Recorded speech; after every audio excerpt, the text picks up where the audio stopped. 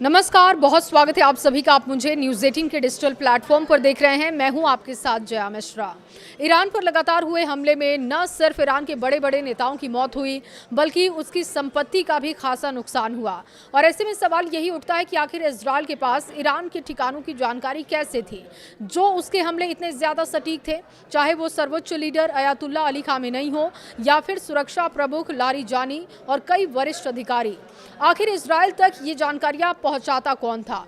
यही सवाल ईरान को भी बेचैन कर रहा है।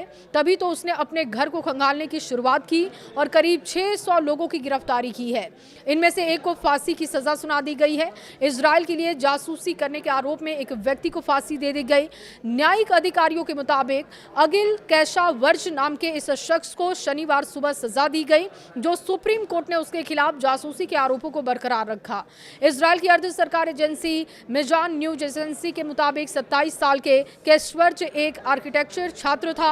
उसे इस साल की शुरुआत में उत्तर पश्चिम शहर उर्मिया में गिरफ्तार किया गया, जब वो सेना के मुख्यालय की तस्वीरें ले रहा था।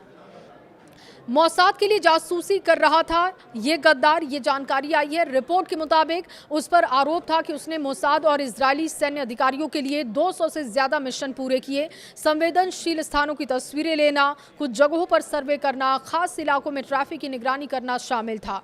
ईरानी अधिकारियों का कहना है कि वो एनक्रिप्टेड मैसेजिंग प्लेटफॉर्म के जरिए संपर्क करता था। हर मिशन के बाद उसे क्रिप्टो करेंसी में भुगतान भी होता था। ये फांसी ऐसे समय में दी गई जब ईरान जासूसी के मामलों में सख्ती बढ़ा रहा है। अमेरिका ईरान की हालिया कार्रवाई के पीछे भी मोसाद एजेंट्स का बड़ा हाथ बता रहा है।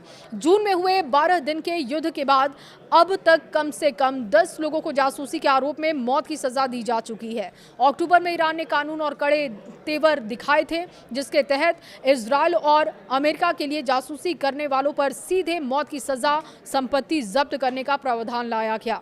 हालांकि नॉर्वे स्थित ईरान ह्यूमन राइट्स संगठन ने ऐसे मामलों पर सवाल उठाए। उनका कहना था कि कई बार आरोपियों से दबाव में आकर कबूलनामे कराए जाते हैं। जानकारों का मानना है कि क्षेत्र में बढ़ते तनाव और हालिया संघर्षों के बाद ईरान आंतरिक सुरक्षा को लेकर ज्यादा सख्त रुख अपना रहा है, जिससे कि ऐसे मामलों में सजा की संख्या बढ़ रही है।